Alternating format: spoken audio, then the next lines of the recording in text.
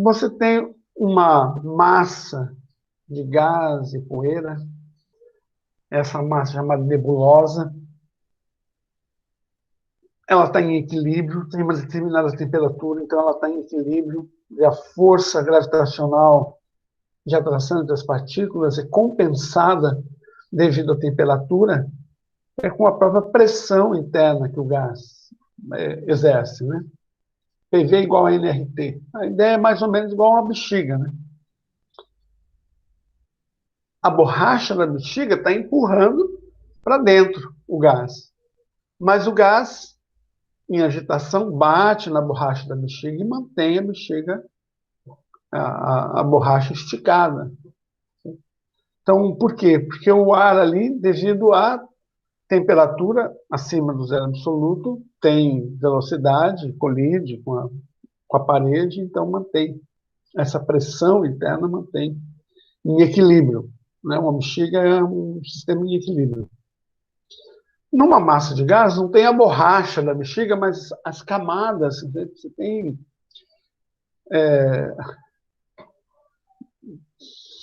sei lá, milhares de anos-luz uma nebulosa como essa. Né? Em nebulosas como essa surgem milhares de estrelas. Então você tem diâmetros dessas nebulosas de milhares, da ordem de milhares de anos-luz. Dezenas ou milhares de anos-luz. Centenas ou milhares de anos-luz. Então ela mantém equilíbrio, tem uma pressão por colapso, né, tem uma força gravitacional por colapso, e devido a ela não estar a zero absoluto, esse movimento das partículas mantém a nebulosa, até que algo a perturba. Né? Essa perturbação, então, pode ser uma estrela próxima que explodiu, uma onda natural das galáxias que passa por ela, então agita, vamos dizer assim, né, a nebulosa, e aí a nebulosa começa a contrair. Nessa contração, forma o disco de acreção. Tá? Nas estrelas, em torno das estrelas, existem também estruturas esféricas, né? Como no Sol existe. Bem após aqui o disco de acreção, a gente vai falar mais sobre isso posteriormente, mas vão ter planetésimos, né? Asteroides aqui no caso, que vão se manter presos gravitacionalmente à estrela, mas não vão ter força gravitacional suficiente para ocorrer isso, né, desses asteroides virem para o disco de acreção. O disco de acreção cessa quando a estrela inicia cessa o acréscimo, né, a acreção ao disco, a acreção à estrela cessa no instante que a estrela inicia sua fusão nuclear, porque aí o vento estelar varre, né, afasta esse material que poderia continuar alimentando a estrela, ou os planetas, etc. Vão ter regiões de vórtices aqui, que vão formar planetas. Na região próxima, devido à alta temperatura, esse gás da nebulosa não se mantém, né? Vai ficar muito quente, o vento solar vai varrer.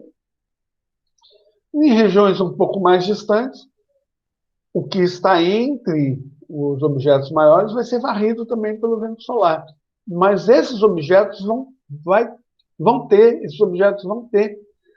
gelo e gases congelados, ou liquefeitos, no caso, gelados mais condensados, né? De forma.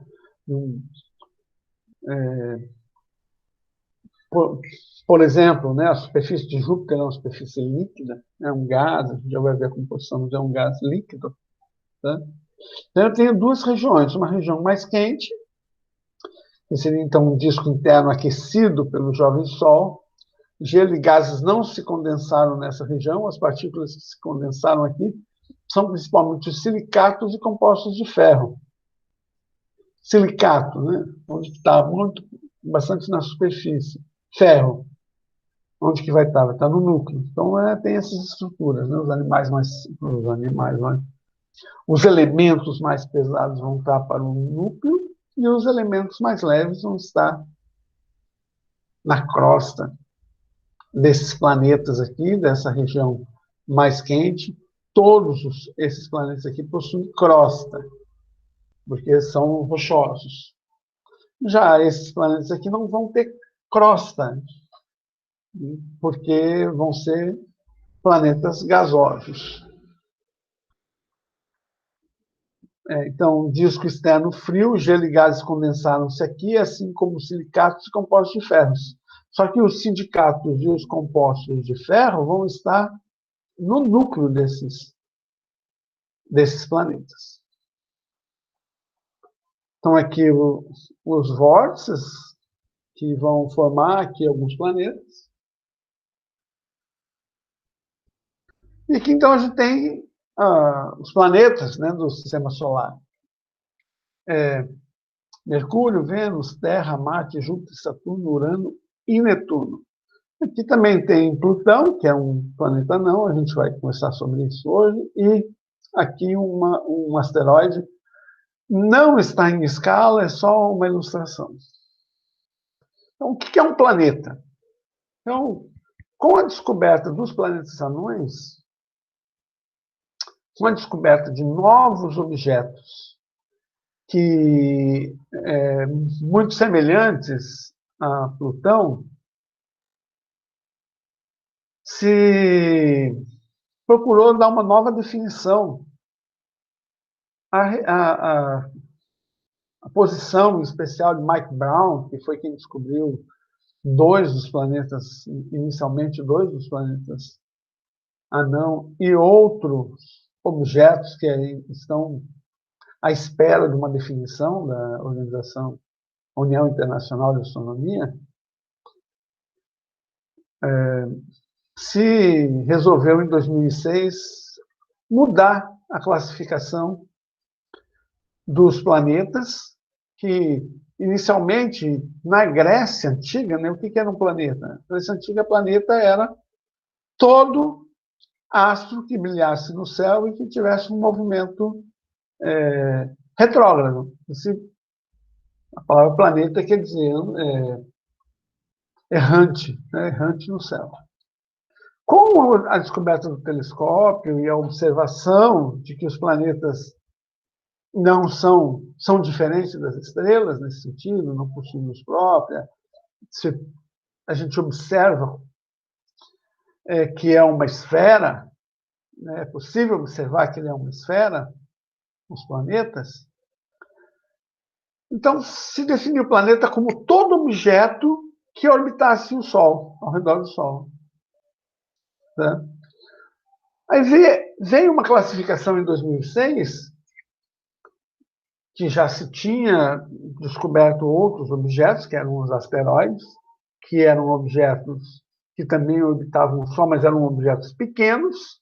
Então, com a descoberta dos asteroides, em 1808, a partir de 1808, se resolveu dar uma diferença, né, entre os asteroides e os planetas.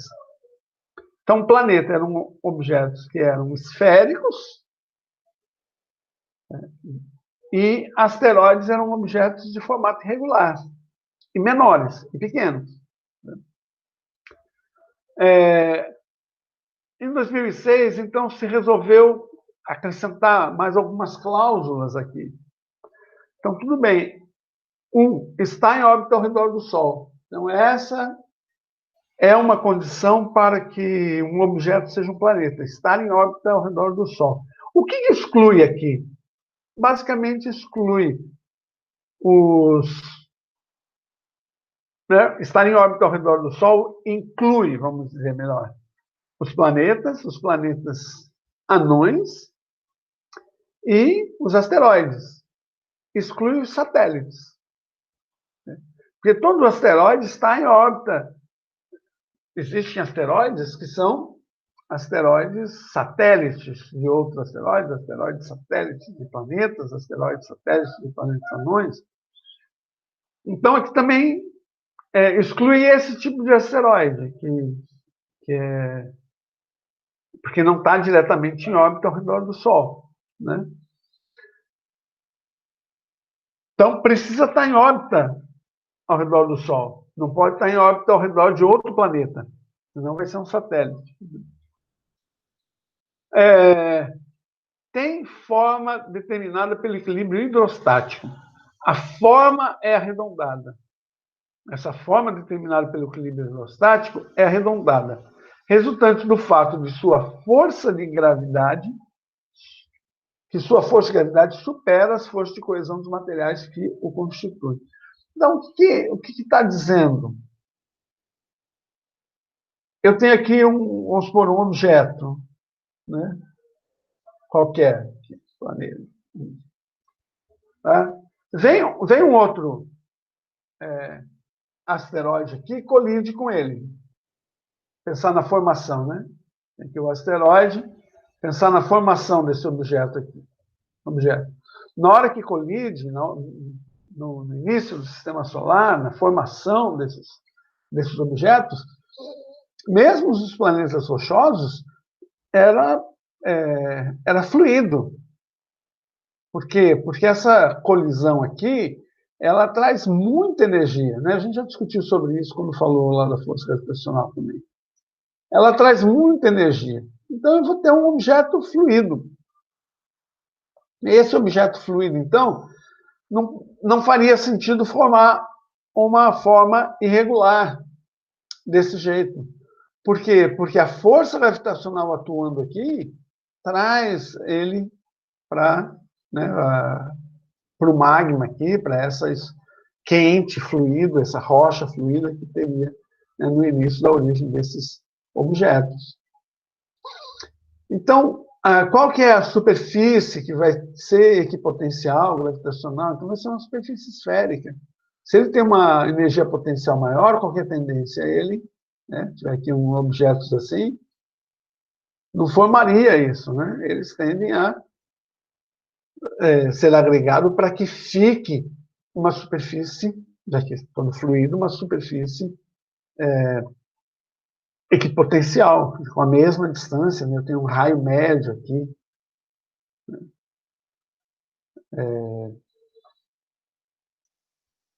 para que ele fique aproximadamente na mesma distância do centro do planeta. Então, isso daqui que é o equilíbrio hidrostático. Hidro quer dizer fluido, né? Então, o equilíbrio hidrostático tem a ver com isso.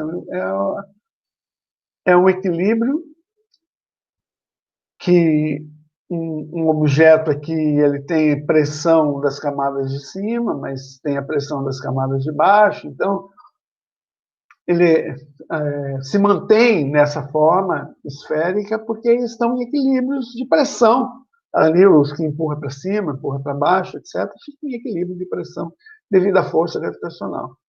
Então, a coesão entre os materiais aqui não permite que formar uma estrutura assim. Por quê? Porque a força gravitacional é mais forte do que a força de coesão entre as partículas. Ele rompe, ela destrói essa coesão e vai tendendo a deixar cada vez mais lisa a superfície. Né? Então, oi. O que é coesão? Oi? O que é coesão? Então, a força de coesão é a força que mantém unidos os materiais que o constituem. Coesão é isso, essa união, né? Manter coeso é manter unido. Sim, entendi. Então, as partes do planeta, essas partes, não vão ter coesão para ter grandes estruturas, entendeu? Grandes montanhas, né? Ser irregular. Essas partes não têm coesão suficiente para ser irregular o planeta. Né? Na hora da colisão, que eles vão, a força gravitacional todos os planetas rochosos eles têm deformidades, né, em sua superfície. Tem. Tem o relevo, né? Esses relevos não entram nessa força de coesão. É porque esse relevo, lembra quando a gente falou que a Terra é uma esfera quase perfeita? Esse relevo, comparar o relevo da Terra com o raio da Terra, esse relevo é insignificante. Quer dizer, a Terra é uma esfera quase perfeita. Uhum. A Terra é uma esfera melhor do que uma bola, por exemplo, de sinuca. Mas, por exemplo, até contando as fossas marianas e o Monte Everest. Sim, exato. Entendi. Tá? Se você, por exemplo, transformar a Terra em escala, né? Colocar um planeta Terra em escala, no tamanho de uma bola de sinuca, o relevo você não sente o relevo, vamos dizer assim. Né? Tá? É muito menor, você tem 6.000 quilômetros com relação a 5 quilômetros, né? Essas diferenças, em torno de 5 quilômetros. De 6.000 quilômetros, vamos pegar aqui, né? Quase 7.000 quilômetros de raio. Uma bola de boliche tem 3, mais ou menos, de raio, 3, então você está diminuindo de 6.000 para 3, então você está diminuindo 2.000. Né? Então, 5 quilômetros, seria 5 dividido por 1.000, se a gente for ver em tempo, vai dar a ordem de décimos de milímetro. Esses relevos, comparativamente com uma bola, né? Proporção. Então, a Terra, esses planetas, a gente consegue ver o relevo, tá? Mas em termos de dimensão, isso é insignificante. Entendeu? Te vê assim, mesmo tirando uma fotografia, né, distante e tal, consegue ver pelas diferenças de cor, de reflexão, absorção, etc., da luz. Mas não é significante. Tá? Professor, Oi. levantou a dúvida. Para determinar a esfericidade de um planeta, sim, a gente não leva em consideração a parte gasosa, tipo da atmosfera do planeta, porque ela está muito ainda acima ainda do Monte Everest, a parte mais alta do mundo. Se a gente levar em consideração a atmosfera, ela não seria tipo perfeita, porque não ia ter nenhuma deformidade? Desculpa. Sim, mas aqui a gente está falando mesmo da superfície, porque... Parte sólida, então?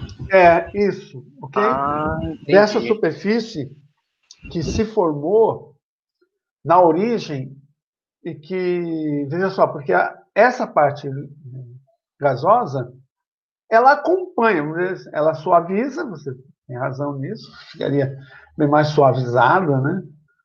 Mas ela acompanha a superfície da crosta, maior, alguns quilômetros a mais aqui, outros quilômetros a menos aqui, mas ela acompanha a crosta terrestre, né, a atmosfera.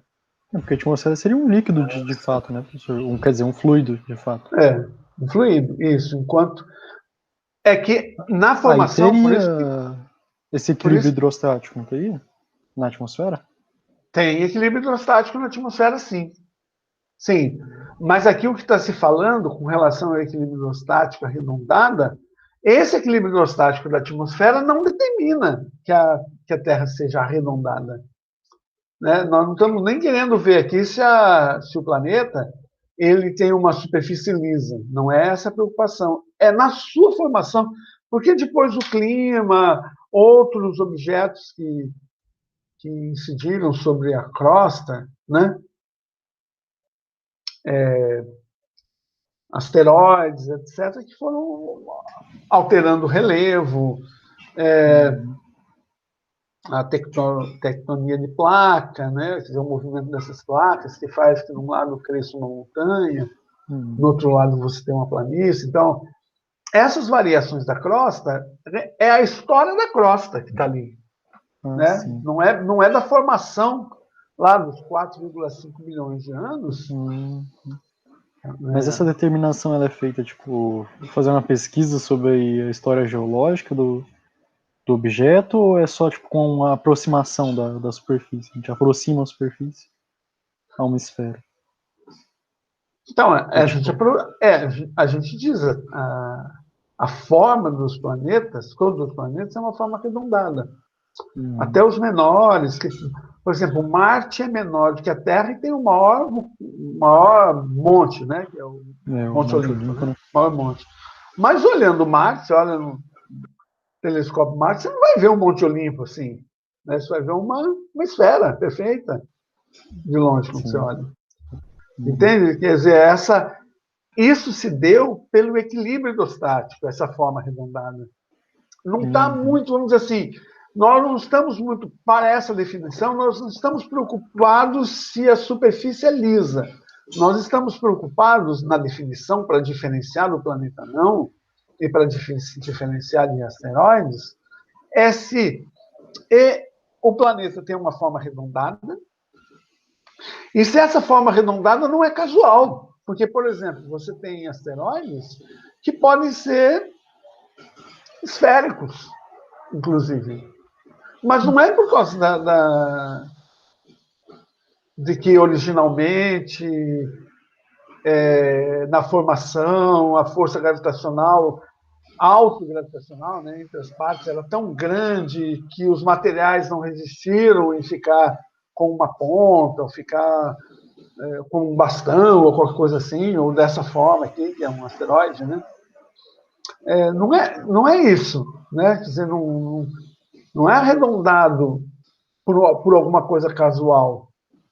Tá? Quer dizer, você pode ter, provavelmente tem tantos asteroides, que deve ter asteroides esféricos, certo? De 100 quilômetros. É grande até, né? Para nós, 100 quilômetros, imagina de raio. Mas a gente nunca vai pensar em classificar ele como planeta, porque qual que é a razão dele ser esférico? Ele tem uma forma arredondada.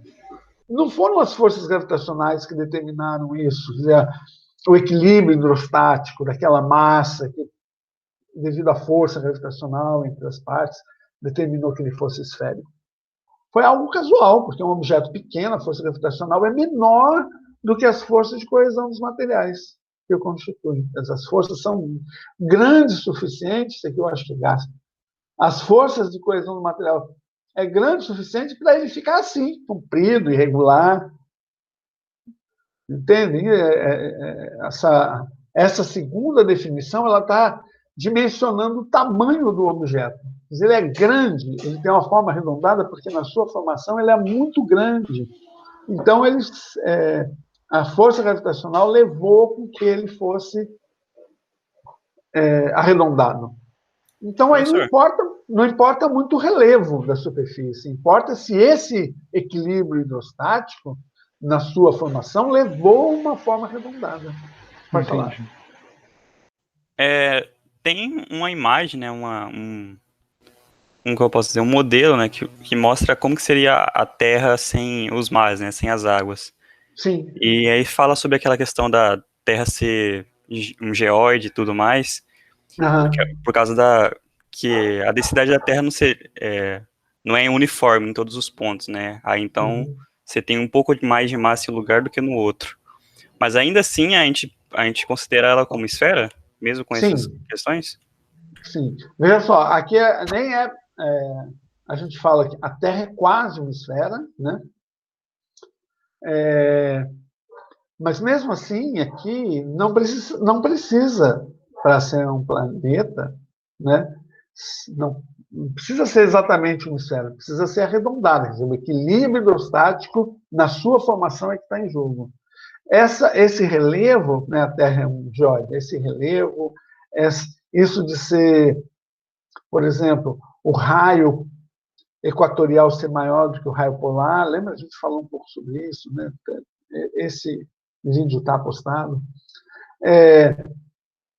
Essas questões, elas não invalidam a ideia que a Terra é arredondada, esse relevo é insignificante comparado com o tamanho do planeta, né? Se tira foto de cima, assim, as montanhas, Himalaia, etc., ficam chatos, né?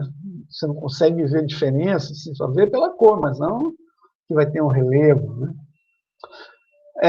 Aí, quando diz que a Terra é um geóide, o que quer dizer geóide? Geóide significa forma da Terra. Isso é uma linguagem complicada até, né? Então, como que é a Terra? A Terra tem a forma da Terra. A Terra é um geóide. Porque geóide quer dizer isso, forma da Terra. Geoterra, oide quer dizer formato da Terra, né? Não resolve muito. Esse termo usado, né, na geologia, não sei se usam ainda, não tem resolvido esse problema, né? Dizer que a Terra é um geóide. Então, o que é um geóide? Um geóide vai dar conta mais de que o raio nos polos é menor, quer dizer, a Terra é um pouco achatada nos polos. Tal. Isso tem gerado muita confusão no ensino fundamental, né, em que as crianças começam a pensar que a Terra é achatada, então as pessoas estão quase como numa Terra plana, porque a Terra é achatada, então fica em cima daquela Terra que é achatada. Então,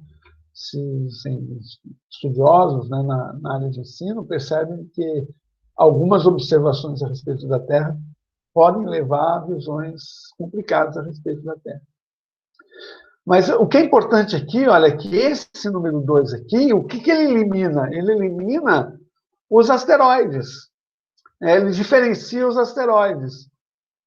Quem que não tem forma arredondada? Objeto pequeno, objeto menor. Então, planeta tem forma arredondada? Tem.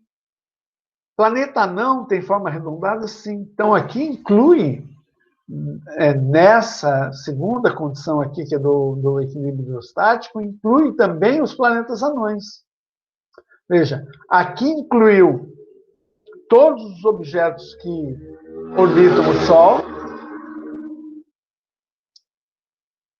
asteroides, planeta anão e planetas. Aqui, cometas também, né? Aqui, tirou esses objetos, asteroides e cometas. Eles não podem ser incluídos aqui, eles são pequenos, eles não são arredondados, e se algum for arredondado é casual, por mero capricho na hora da formação, não tinha uma situação física que determinava a forma arredondada, o que ocorre com planetas e planetas anões. Então, o que está querendo dizer aqui é o objeto é grande. É grande a ponto de, na sua formação, ele era tanta energia, né? E a força gravitacional era tão grande na sua formação que ele se formou uma estrutura arredondada, porque era líquido, assim, um fluido, melhor falando, né? Porque hidro quer dizer fluido, hidrostático quer dizer fluido. Então, esse equilíbrio hidrostático é isso. Era um objeto fluido na sua formação. E, por ser fluido, ficou arredondado. A força gravitacional, as colisões, etc., geraram essa estrutura arredondada. O foco aqui não é perceber se existe ou não um relevo, mas é se o meu raio varia pouco, né? Ou se ele forma algo que não dá nem para definir raio, tem que definir aqui as dimensões, não dá nem para definir raio, né? Tem asteroides, cometas, né, que é uma coisa assim, uma coisa, né? Então vai ter várias... Pronto. Isso com certeza não é um planeta. Por quê? Porque a forma dele é tal que não teve equilíbrio hidrostático, ele não chegou a ficar fluido. Como um planetésimo, não tinha energia suficiente para deixar ele fluido, para que daí ficasse na forma arredondada. Tá? Então, essa que é a preocupação dessa cláusula segunda aqui, da definição. Então, aqui eu tenho todos os objetos que orbitam o Sol, se eu tivesse só essa. Com a segunda, eu elimino os asteroides e cometas, só ficam planetas e planetas anões. E na terceira, é um objeto de dimensão predominante entre os objetos que se encontram em órbitas vizinhas. Então, ele não é só grande o suficiente para ser arredondado, mas ele é grande o suficiente para não estar num cinturão de asteroides. Quer dizer, quando ele se formou como um planeta. Os planetas anões, quando eles se formaram numa região em que outros objetos restaram ainda. A força gravitacional não foi tão grande a ponto de aglutinar todos os objetos que estavam próximos, a ponto de formar um único objeto. Você vê, todos os 8 planetas são únicos, eles são predominantes, eles são únicos. Já os planetas anões, não, eles têm...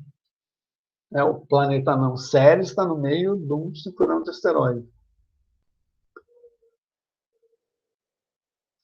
Ok? Esse vamos dizer assim, tem que olhar a definição pelo objetivo. Eu estou querendo diferenciar a definição de planeta, procura diferenciar dos outros objetos.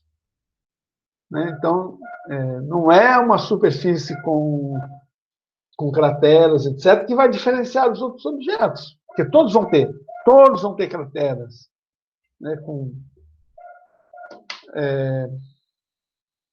ou não, se não tiver uma superfície, se não tiver crosta, como os planetas canosos, não vão ter cratera, mas os planetas rochosos todos vão ter crateras, que vai atingir objetos na sua superfície, grandes rochas e tal. A Terra e Vênus menos, porque tem atmosfera, então, mas a priori todos estão sujeitos a superfície a ter irregularidades. Então, tanto os planetas anões também e os asteroides. Pode falar. Em relação a essa terceira cláusula aí, o que ela diz sobre as luas, sobre os satélites? Porque, por exemplo, a Terra tem a Lua, né? E isso, a Lua está orbitando a Terra, faz a Terra ser predominante sobre a Lua, para ela ser considerada planeta? Como exemplo? Sim. Como exemplo. Sim. Aqui, quando colocou está em órbita ao redor do Sol, já eliminou as luas. Ok? A Lua é um satélite bastante grande comparado com o seu planeta. Tá? Mas é considerado um satélite sem sombra de dúvidas. O satélite que mais, vamos dizer assim, se aproxima do tamanho do seu planeta é Caronte, com relação ao seu planeta não agora, com relação a Plutão. Alguns astrônomos até colocam, deve-se considerar, ou pode-se considerar, como um sistema duplo de planetas, Plutão e Caronte.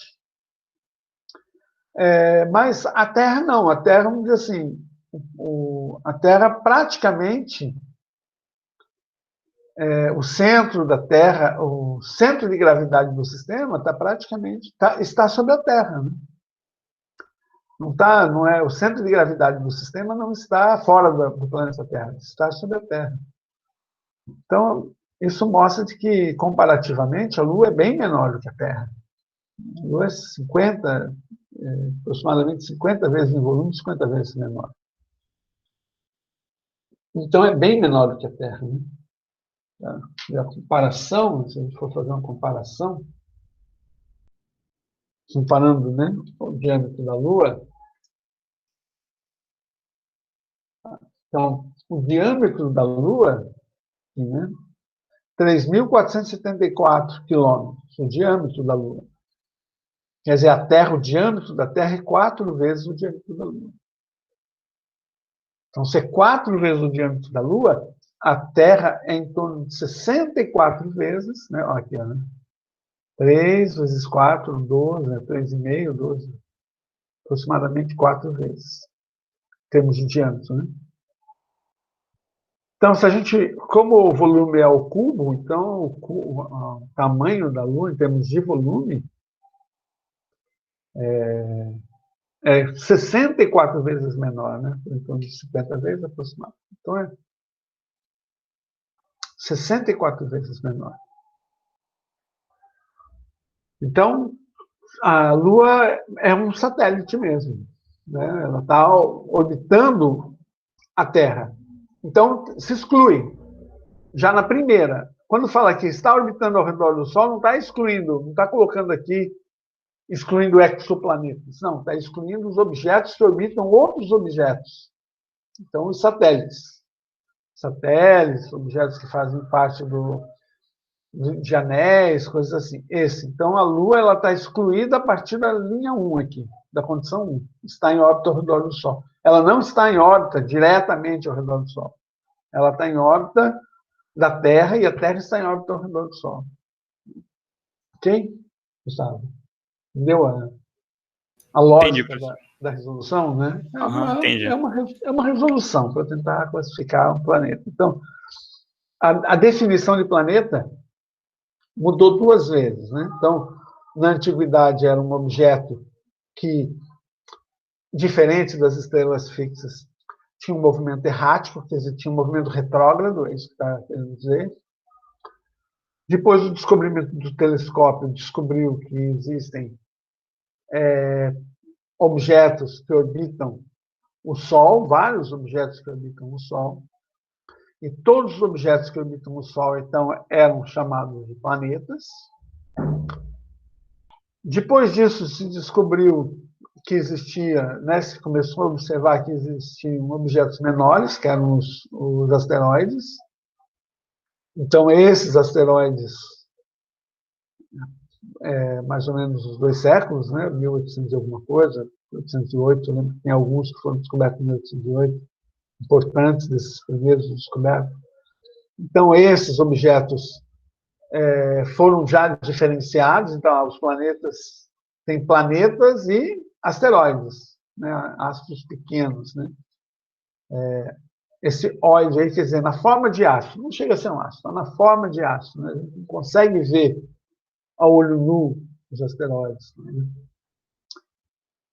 E agora, então, neste século XXI, com a descoberta no final do século passado e no início desse século de outros objetos grandes, suficientes que poderia acarretar em um número de em torno de 100 planetas, então se preferiu, em vez de reunir todos na forma de planeta, que poderia ser uma possibilidade, né, de chamar séries de planeta, de Makemake, Haumea, Eris, poderia ter chamado todos de planetas. Preferiu se dividir planetas e planetas anões. A separação está aqui, do item 2 para o item 3. É a dimensão em que limpa a órbita, quer dizer, os planetas não estão no cinturão de asteroides. Os planetas anões estão. Essa é a diferença, então, que foi colocada, esse item 3, vamos dizer assim, é o que foi colocado agora no século XXI. Bom, a gente observa esses planetas, né? Então são Vênus, Marte, Mercúrio, Saturno, Júpiter, né? Urano e Netuno. Esse aqui, dia 5 de maio de 2002, estavam todos aqui no céu, né? Uma conjunção desses planetas. Então, estão aqui os diâmetros, a gente comparar Vênus e Terra, chamados de planetas irmãos, porque o tamanho, né, é muito próximo, né? Terra um pouquinho maior que Vênus, a Terra é o maior planeta rochoso, esses 4 são os planetas no sistema solar interno. Esse Mercúrio e Vênus são os planetas inferiores, estão para dentro do sistema solar com relação à Terra, mas esses 4 são os planetas rochosos, e é também chamado planetas do sistema solar interno. E eles são diferentes desses 4 seguintes aqui, são outros planetas, e que esses aqui são planetas do sistema solar externo, aqui, com relação aos planetas, e eles têm uma característica que são todos gasosos. São grandes planetas e gasosos, né? Rochosos e gasosos. Antigamente você tinha, quando era Plutão estava aqui, era o mais distante, e era rochoso, né? Mas planeta não. Aqui com relação, né, às distâncias, não, aqui com relação, aqui é o diâmetro, né? Veja como Júpiter, 142 mil quilômetros, então em torno de 20 vezes, né, o tamanho de Marte, aqui, se a gente for contar, 12 vezes o tamanho da Terra, de diâmetro só. Né? Saturno em torno de 10 vezes o tamanho da Terra. Então, são planetas muito grandes, esses gigantes gasosos. Em termos de massa, se a Terra tem a massa igual a 1, Marte tem 1/10 da massa da Terra. 317 vezes Júpiter tem a massa da Terra. Então, tem uma diversidade grande de tamanho, forma e etc. Nesses 8 planetas. Vendo aqui, então, as luas, aqui está bastante desatualizado, os diâmetros e as distâncias estão um pouco mais atualizados. Né?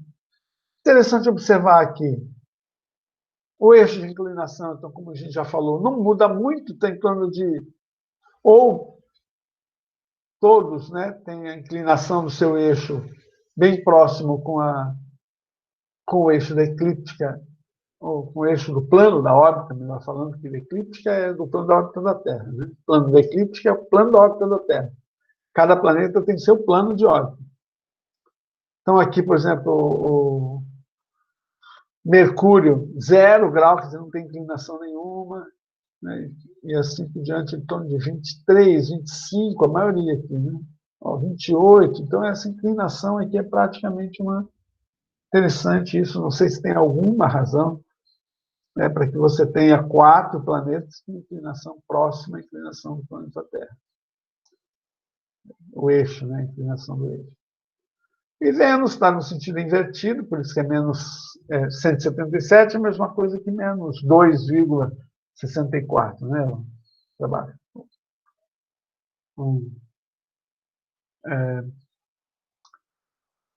E o mais interessante é Urano, que é um planeta tombado, né, com relação ao sua Terra está de zona de água líquida. Tá? Bom, o Sistema Solar, além desses 8 planetas, tem muitas luas. Tá? Aqui se colocou algumas luas também desses 2 planetas anões. Eu peguei essa imagem, achei que poderia, né, para a gente só ter uma ideia das diferentes luas. Então, Mercúrio e Vênus não tem lua, a Terra tem uma, Marte tem 2, Phobos e Deimos. Júpiter tem muitas luas, né? A gente já vai ver quantas aí, de cabeça no guardo, mas tem as 4 famosas, que é Io, Europa, Ganimedes e Calisto. Saturno tem muitas luas e tem a maior do Sistema Solar, né? Ou uma das maiores do Sistema Solar, a maior é Ganimedes, né? Uma das maiores do Sistema Solar. Então, aqui as maiores seriam Ganimedes, Calisto, Titã, a Lua, Io, Europa, Tritão, essas seriam as luas maiores. Caronte, luas de Plutão, mas aí já tem 2 planetas anões que têm lua. Então, aqui são todas as luas de planetas e planetas anões. Né? Plutão tem um monte, tem várias luas, Haumea só tem 2, né? 2. Então, o maior satélite do Sistema Solar, Ganimedes. Mercúrio. Então, todos esses planetas terrestres, os planetas possuem uma atmosfera.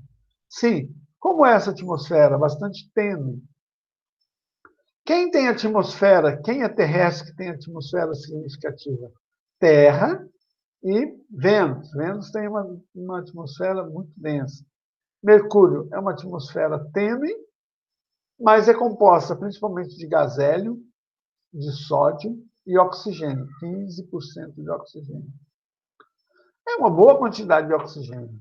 Né? Não tem oxigênio, não é oxigênio porque possui vida. Né? Oxigênio pelos fenômenos de redução, como fala, né?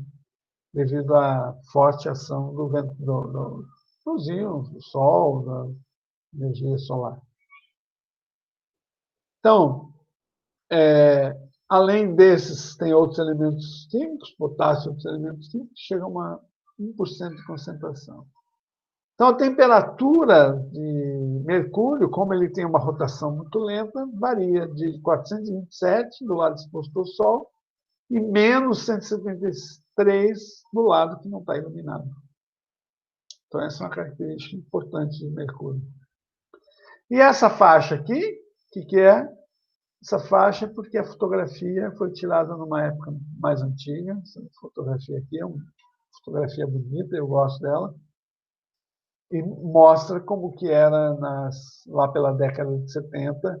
Essa superfície não estava resolvida ainda o que tinha. Atualmente você já tem fotos. Né? A foto de 1975, Marina 10. Então, você tem essas rachaduras, né, na superfície do planeta. Mercúrio, um planeta de maior brilho. Opa, Mercúrio ainda. Mercúrio. Vênus, planeta de maior brilho, né, tem uma atmosfera extremamente densa. A órbita de Vênus é mais interna, né? Eu deixei essa imagem aqui, mas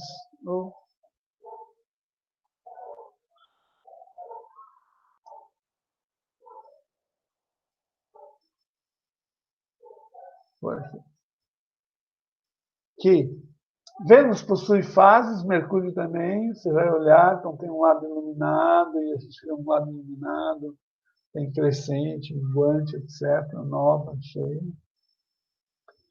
É um planeta então, cuja característica principal é a sua atmosfera extremamente densa. Bem, planeta Terra, olha aqui, né, uma fotografia do relevo aqui, se a gente olhar, ou mesmo da atmosfera, é fina. A atmosfera é uma camada finíssima.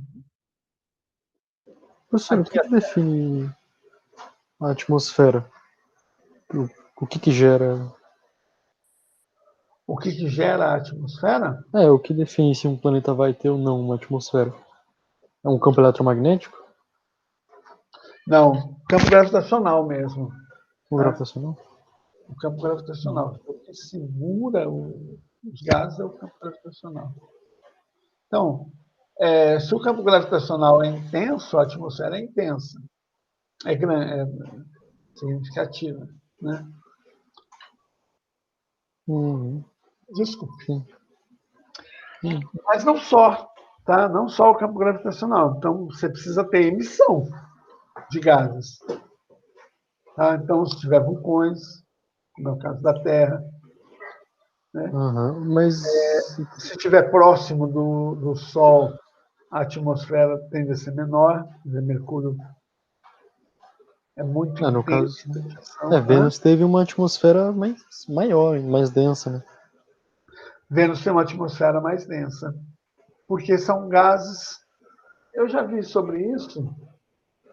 Então, uma das condições é porque você tem gases. Mas assim, se você tem. Vou até ver aqui, não sei por que não apareceu um. Espera só um pouquinho. Vou até ver aqui a concentração dos gases da atmosfera de Vênus.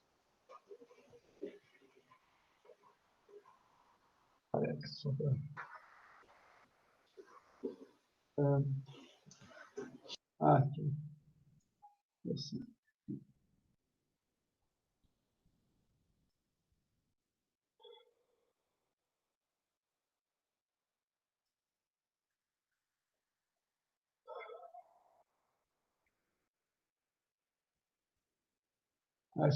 Aqui agora só tem as últimas notícias, é só da atmosfera de Vênus,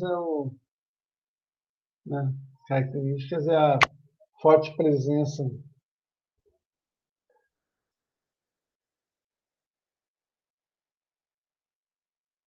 Então, a composição da atmosfera de Vênus, você tem gás de sódio, 29%, oxigênio, hidrogênio, hélio e potássio. Tá? Na verdade, você tem uma atmosfera. Opa, peguei errado aqui. Opa, errei. Desculpa. A atmosfera de Vênus, 96,5% de dióxido de carbono. Então, o dióxido de carbono, CO2, é um elemento pesado, relativamente pesado, comparando com hélio, nitrogênio, hidrogênio. Vai dar o quê? Oxigênio é 32, é isso? Não. 16 dá 32, com 14, 50. O nitrogênio é 30 e alguma coisa. Não, então está na ordem do nitrogênio, né? Michele. Mas então, você tem uma... a atmosfera de Vênus ela é uma atmosfera densa, né? E, segundo as respostas, né, que se tem com relação a isso, o mecanismo seria o seguinte: Vênus reflete muito a energia solar, de tal modo que essa luz solar pouco entra na atmosfera. Então, se não entra luz solar na atmosfera, assim, a atmosfera não vai estar... A luz solar, o que ela faz? Né? O gás absorve o fóton de luz e aí ele ganha energia para fugir, para atingir velocidade de escape e sair da atmosfera. Então, como a atmosfera de Vênus, a energia não penetra muito, então, apesar de você ter temperaturas próximas da superfície muito alta, você não tem as moléculas, como elas não absorvem essa energia da radiação solar, fótons da radiação solar, elas não têm energia para fugir, para ter velocidade de escape. Então, que eu vi sobre isso. Eu posso dar uma olhada, mas que eu vi sobre isso. Nesse sentido, você tem para altas pressões próximo da superfície, você tem alta temperatura, alta pressão e alta temperatura. Para mais próximo da superfície, a atmosfera tem muito CO2, etc., né? Não deixa penetrar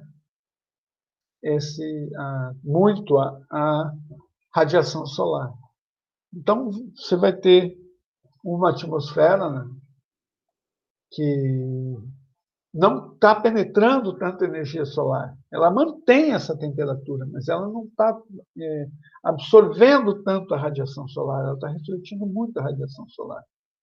Então, ela não altera muito essa capacidade de energizar o material para vencer a força gravitacional do planeta sobre os gases.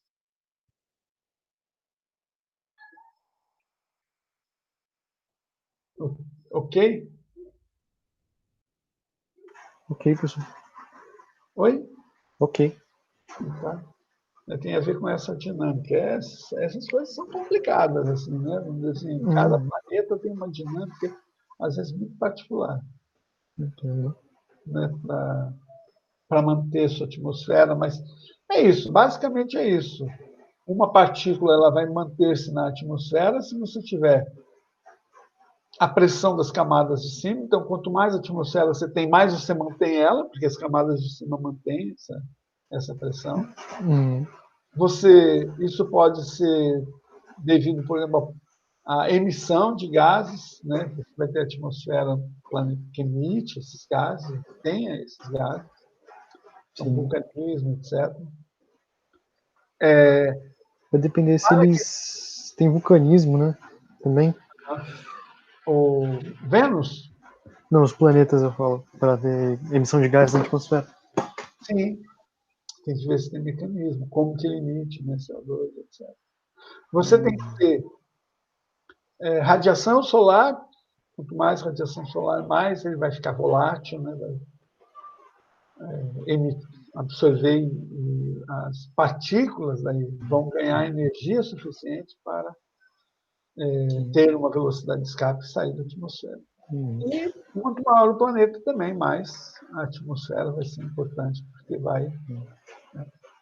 Pelo que a gente aprendeu agora, tipo, aquele pensamento de que talvez Marte tenha abrigado vida antes, ou aquele possíveis mares que ele tem abrigado, como isso é possível se ele está além da zona de água líquida, sabe? Se ali só deveria residir água sólida. Então, na verdade, ele está no limite, né? Ele está no limite? Está no limite, está na borda, vamos dizer assim. Tanto que Marte tem água líquida. Marte tem água líquida, mas não água pura. Água pura não pode ser líquida. Mas água com sal tem água líquida. Tem fotografias que mostram os determinados movimentos que aparecem. Algumas fotografias mostram que tem movimento de água líquida. Marte. Então, mas provavelmente, se a gente pressupõe que existiu um mar em Marte, esse mar sumiu por causa que ele evaporou, pois não tinha atmosfera para segurar esse vapor d'água. Eu não sei se essa hipótese, o quanto essa hipótese, porque tem os canais, né? Que aparecem nas fotografias dos canais. Eu vi. E outra coisa, Marte é um corpo geologicamente morto? Tipo, ele não tem vulcanismo, placas mexendo, essas coisas? Eu acho que o vulcão lá, O Olimpo, Monte Olimpo. Monte Olimpo, eu acho que é um vulcão ativo. Ativo?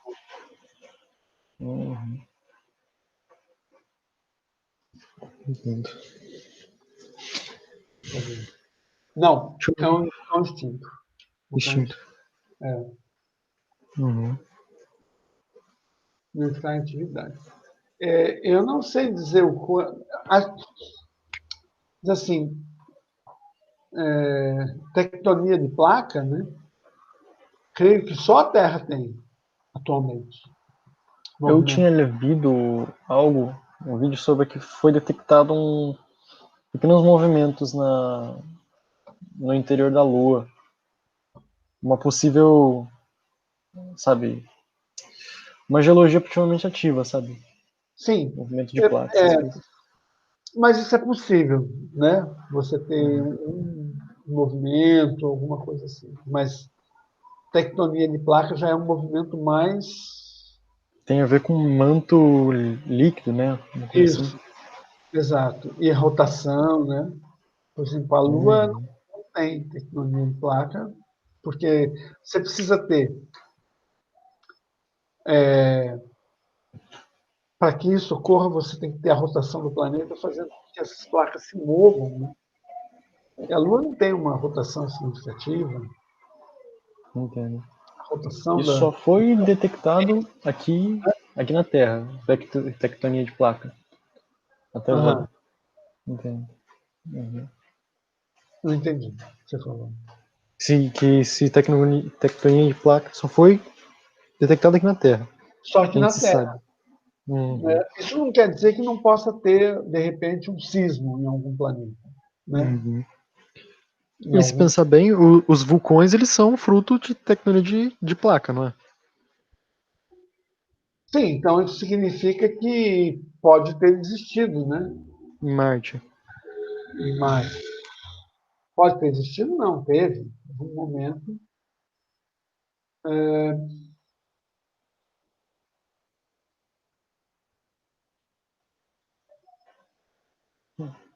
Difícil saber aqui. Sim.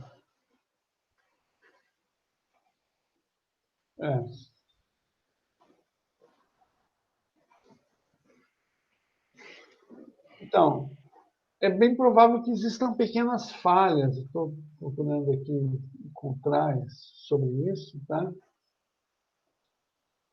Pequenas falhas.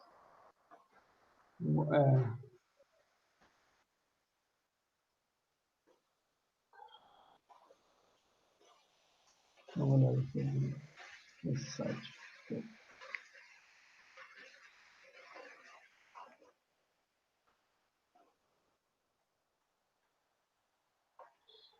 É difícil saber. Agora, não encontrei. Mas vamos pensar assim. além do movimento próprio no planeta, que vai fazendo com que haja... Você tem que ter um manto e aí uma crosta com falhas, para você ter todo esse movimento da crosta, terremotos, etc. Também o efeito de maré pode levar a isso, né? Então, Encelatus, vou até avançar aqui,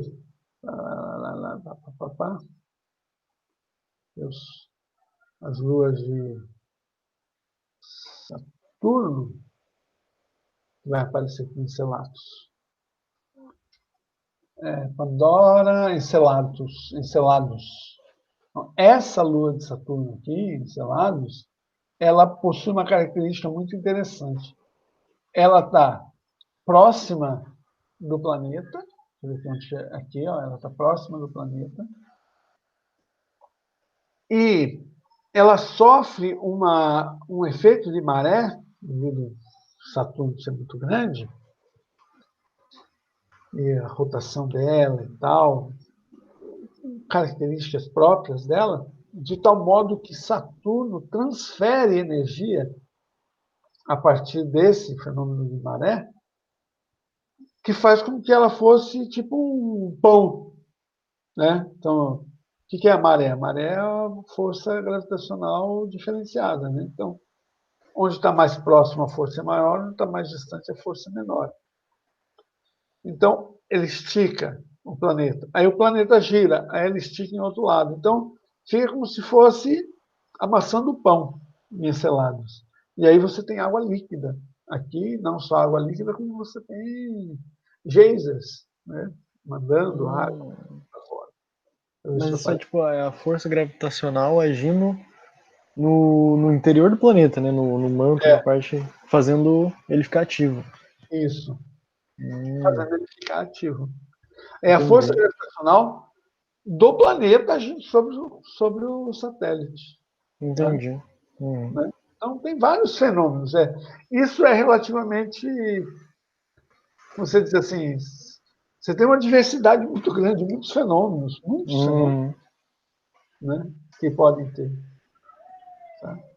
Outra vez, agora há pouco, eu tava assistindo Era do Gelo, não tem nada a ver, desculpa, mas tava assistindo Era do Gelo, aí o esquilinho caiu lá no fundo do centro da Terra e ele encontrou o centro da Terra, tipo, flutuando, assim. Aí eu fiquei, nossa, que loucura. Mas aí depois que eu lembrei de Física 2, sobre, né, que no interior de uma esfera a gravidade é zero, aí eu fiquei, nossa, faz todo sentido. Mas claro que totalmente lógico. Mas isso não aconteceria devido à pressão, né? Devido à pressão, com certeza. As camadas não permitindo deixar esse vazio. Isso. Só isso. E outra questão, não, mas é legal ver, analisar essas coisas, né? Desenhos, o que eles passam, isso é muito importante para a área de ensino, né? O que esses desenhos passam para quem assiste. O famoso coiote, né? Que ele a corrida, fica parado, mostra uma plaquinha, eu acho que vou cair, aí guarda a plaquinha e depois você cai. Então,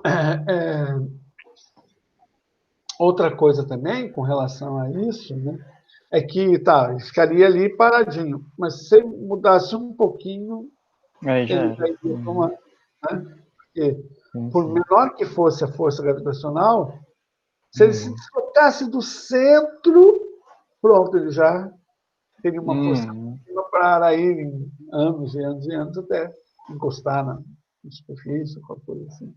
Ele ficaria encostado na superfície interna.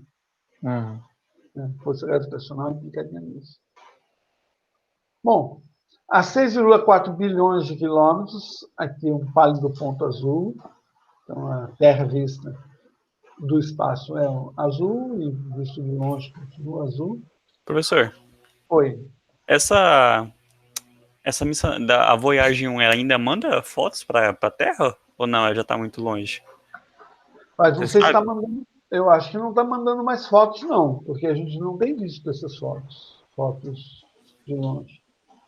Né? Eu acho que eles estão apenas telemetria, né? Só monitorando onde que ela está. A Voyager, ele não é aquela que eles mandaram em direção à colisão com Júpiter? Não. Essa daí eles mandaram para o espaço mesmo, mandaram para... Nossa. Eu esqueci até o objetivo dela. A Voyager, então a Voyager foi uma das primeiras sondas, a Voyager 1 e 2 foram as primeiras sondas que chegaram a fotografar, então, Marte, Saturno, Júpiter, Saturno, né? Então foram duas, Voyager 1 e Voyager 2. A característica, né? Tem algumas características. Por exemplo, elas tinham material, era material radioativo, muita gente reclamou disso, que energia, em vez de ser... Tinha as placas de energia solar, mas também tinha material radioativo. A Voyager 1 tinha o disco de ouro, né, com informações a respeito da espécie humana. Ah, era essa. Hã? Era esse. Era dessa aí que eu tava falando mesmo. E aí elas foram, fotografaram, levaram um tempo enorme para chegar até os planetas, né? Nesse período, então, elas tinham uma programação de mandar um número de fotos, que seria assim, uma foto a cada 4 horas, por exemplo, né? Porque era reconstruir a foto. E aí o que os caras fizeram foi construíram esses softwares de empacotamento de arquivo, né? Então, a NASA quem trabalhou com esses softwares de empacotamento de arquivo para melhorar a qualidade das fotos que a Voyager mandava, do zip, né? Esses arquivos zip. Para não se perder a informação, né? Para compactar, né? Hoje, toda essa tecnologia de montar algoritmos para juntar pixels que são semelhantes, né? Criar uma fórmulazinha, juntar esses pixels que são semelhantes, que é o grupar, né? Se observar a semelhança, você tem uma foto que você tem o fundo do céu é todo, vamos dizer assim, a mesma cor, né? Preto, ali é o fundo do céu. Uhum. Você fala, bom, mas para que a Voyager vai mandar esse fundo preto? Manda uma informação diferenciada disso. E os caras programaram, enquanto ela estava indo para observar Júpiter, né, nesse trajeto eles reprogramaram a nave, a máquina fotográfica. Quando chegou lá, ela começou a mandar, com essa nova programação de como ela deveria mandar. Caraca. Então, essa é uma das características.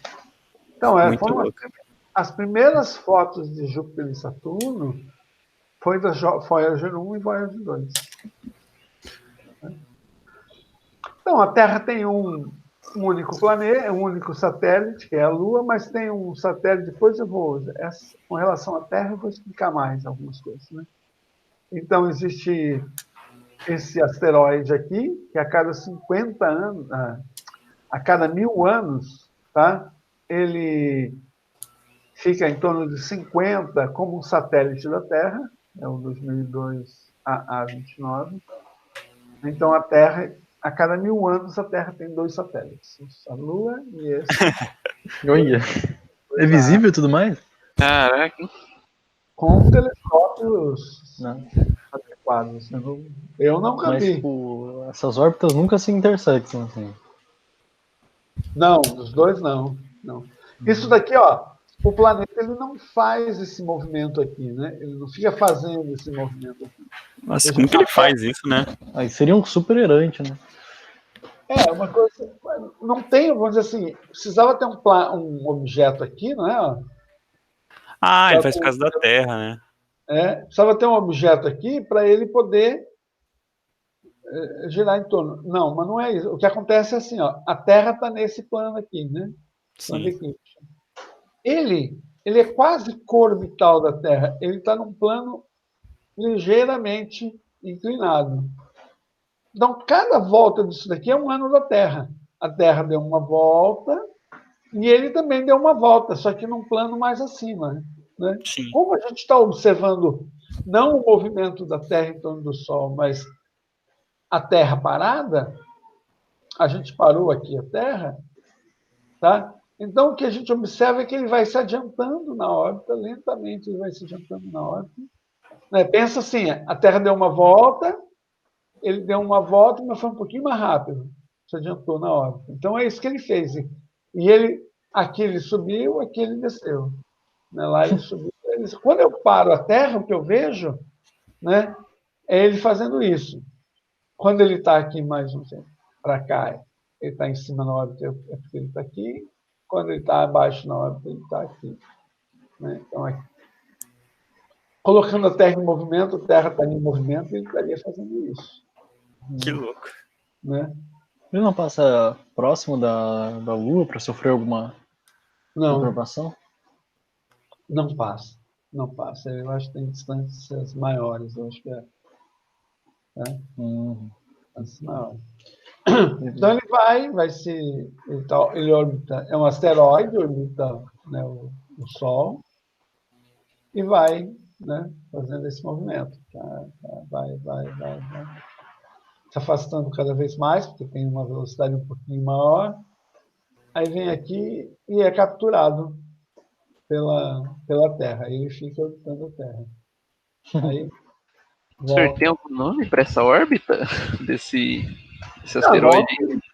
Uma órbita elíptica em torno do Sol, não é uma órbita em torno da Terra. Aí quando tem uma órbita em torno da Terra, tem uma órbita elíptica em torno da Terra. Aí o Sol perturba essa órbita e tal, e ele foge e volta a fazer isso 1000 anos indo para de novo para a Terra. Muito legal. Então a Terra também tem troianos, tá? Também tem satélites, né, que orbitam, são coorbitais com a Terra. Aqui Marte, né, tem a sonda Spirit, agora já tem várias sondas, né, que foram até Marte, observaram o planeta. Então lembra que Marte tem um movimento retrógrado, bem documentado, desse Tycho Brahe. Né? Aqui os dois satélites, Phobos e Deimos.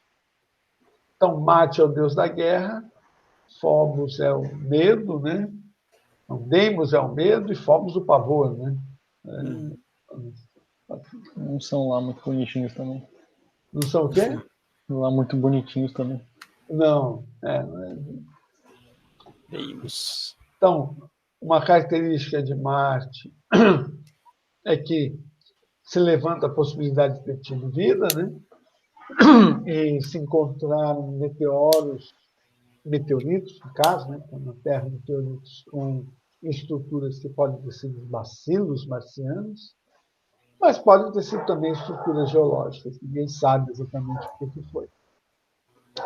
Os planetas gasosos, aqui Io na frente, isso aqui é a sombra de Io do satélite, né? Então, os planetas gasosos, Júpiter, possuem um núcleo rochoso, um núcleo de gelo fundido, um hélio metálico líquido. O que é um hélio metálico? Você imagina? Caraca. O gás hélio, o que é? São 2 prótons e 2 elétrons. Se ligam ali e faz uma ligação covalente. Aí se adensa esse hélio, você faz tanta pressão que esse elétron não vai mais estar ali só em 2, compartilhando entre esses 2 prótons, né? Equilibrando essas forças elétricas ali para ficar uma estrutura estável, com 2 prótons e 2 elétrons. Não. Vai estar tão adensado, tão fortemente adensado, que os níveis de energia vão estar deslocalizados. Né? Um hidrogênio metálico significa que eu tenho níveis de energia em 602 × 10⁻23, vamos pegar assim um mol. Né? Tenho muitos prótons com níveis de energia destes muitos prótons, e os elétrons vão ser colaborativas, as propriedades aí, né, como no metal. Né? Então, isso se dá devido ao adensamento. E ele fica sólido? Ele fica sólido? Não, ele fica líquido. Líquido? Líquido. Ah, sim. A temperatura é baixa, né? Gelo fundido, professor. Forças aqui, né? Não são forças intermoleculares, são forças metálicas, né? E tem o hidrogênio metálico que são força. As ligações são ligações metálicas. Tá? Então, uma ligação metálica ela é muito mais forte do que a ligação de forças intermoleculares. Na nossa atmosfera, a gente tem hidrogênio gasoso. Se eu adensar, eu vou baixar a temperatura, eu vou ter hidrogênio líquido. Mas para ele ser metálico, eu tenho que baixar muito a temperatura. E aqui, então, eu tenho gases de hidrogênio e hélio. O que é gelo fundido, professor? Tem atmosfera. Oi? O que é gelo fundido, professor? O que é gelo fundido? É. Então, ele está na forma líquida, tá? Mas tem características de gelo. Estruturalmente. Ele está na forma líquida, mas ele aguenta fricção? Forças de... Como é que é o nome? Uma água gelada. Não, assim, você pode arrastar ele, que ele vai inteiramente, assim mesmo estando líquido? Ela fica mais grudento? Eu não sei todas as características do gelo fundido. Né? Ele tem comportamento de gelo, alguns comportamentos. Ele é líquido, que está fundido, né? Em forma. Passou do ponto de fusão para essa situação. Mas nessa temperatura, aqui na Terra, ele seria gelo. Tem essa questão da nomenclatura também, né? Aqui a pressão faz com que ele não seja... faz com que ele seja líquido. É uma pressão muito alta, né? Pressão muito alta. É tipo o nosso núcleo também. O nosso núcleo tem um núcleo líquido, porque mesmo com alta temperatura, ele quer dizer, é sólido. O núcleo interno é sólido, né, professor? Oi? O núcleo interno da Terra é sólido, né? Sim, o núcleo interno, isso. Ele é sólido porque, mesmo com as altas temperaturas, por causa da alta pressão, ele continua sólido. Aí, nesse caso, é o contrário, né? Tem muita pressão, mas ainda assim, com a baixa temperatura, ele fica líquido. Ele fica líquido. Exato. Essa relação aí de pressão e temperatura nesse interior de num planeta. gráfico PV, assim, ele se encaixa nisso, assim? Oi? Num gráfico PV, ele se encaixa estando líquido. Eu não entendi o que vocês falaram. Num diagrama de gráfico PV, assim, pressão por PV. Pressão... esquece. Tentei relacionar com termodinâmica, não deu. Não, eu acho que dá para relacionar com termodinâmica, só que eu acho que a gente precisava saber mais sobre esse gelo fundido. E eu não estou colaborando com vocês nesse sentido aí, porque eu não tenho informação, tá? Para dizer com relação a isso. Mas dá mas dá sim para você entender como que é isso. Você pegar lá a água, né? Você pega o diagrama de fase da água, você vai estar lá no lugar de vapor, né? O diagrama de fase PVT. Né? Você pegar o diagrama de fase PVT,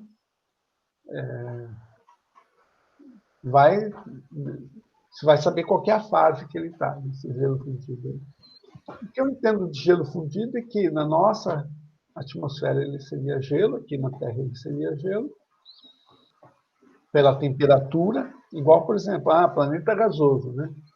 Então, isso na nossa temperatura seria gás, mas lá é líquido. Então, seria esse empréstimo da linguagem, né? Seria na nossa atmosfera, em termos de temperatura, etc., mas colocando lá é diferente, né? Então, o planeta gasoso, na verdade, ele é líquido. O gelo é fundido porque tem temperatura de gelo, mas devido às pressões, ele se comporta como líquido. Aqui uma coisa importante, a diferença dos gases com a água, é que a água tem aquele comportamento anormal, né? Comportamento anômalo. Então, provavelmente deve estar naquele comportamento anômalo a solução do gelo poder ser fundido. Diferente do núcleo da Terra, em que você pressionou e é sólido, e é metal, e pela pressão ele vira sólido. Então, isso daí tem que olhar, mas tem que olhar o diagrama de fase do material, né? Do gelo, da água, para ver as condições, temperatura e pressão, para ver. Aqui Júpiter, trânsito de satélite. Aqui o grande olho, Júpiter, também de novo, o grande olho. O que são esses aqui? Né? Há 400 anos, quando Galileu olhou, esse grande olho já existia. Então, isso é o clima. O clima do planeta. Então, aqui o grande olho. A gente olha, dá para ver que tem vórtices. Então, existe aqui o fluxo, o planeta está girando, então tem gases. Essa atmosfera está em alta velocidade, 400 km por hora. E quando você tem gás em alta velocidade, deixa de ficar laminar, vai aparecer vórtices. Vai ficar caótico, né? Vai ficar caótico. Muito caótico. Então, aqui essa.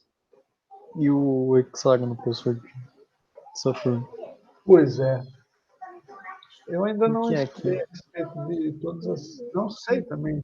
Eu vi um vídeo de um cara que fez uma simulação lá que em altas velocidades, nesse tipo de tempestade, considerando que a tempestade, tipo, ela tem interações mais profundas na atmosfera, assim, aparece polígonos, assim.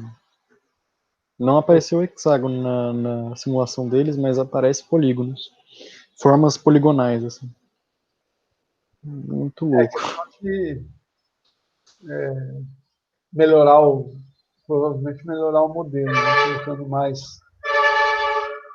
melhorar as condições para achar o hexágono. Muito interessante isso aí. A astronomia tem dado muito prêmio Nobel de Física, né? Astronomia. Porque astronomia, cosmologia, esse tipo de coisa. Teve alguns prêmios Nobel de Física nesses últimos... A maioria, né? Acho que é o máximo que dá pra fazer, né? Porque física...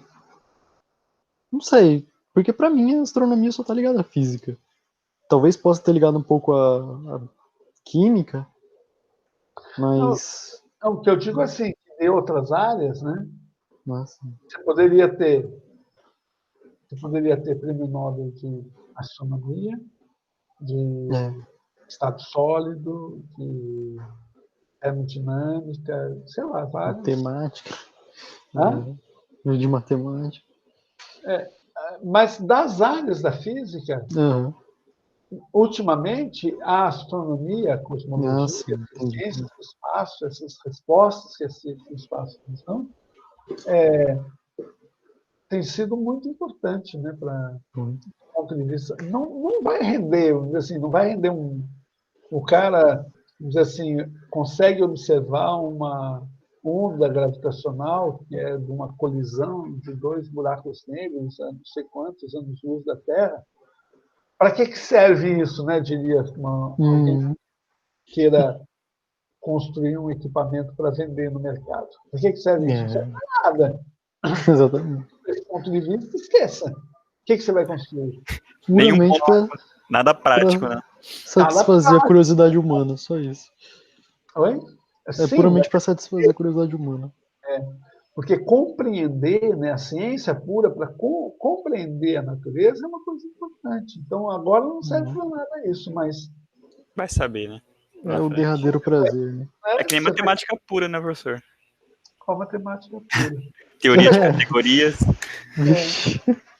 Você vai compreendendo a natureza, de repente surgem coisas que são interessantes, ou também não precisa se transformar tudo em produto, né? Não precisa. Eu acho Também acho que não. Eu acho que a ciência é algo que satisfaz o homem, né? O verdadeiro prazer da ciência é gratuito, né? O insight, sabe? Perceber essas coisas da natureza. Tá. Com certeza. Então, eu tenho aqui os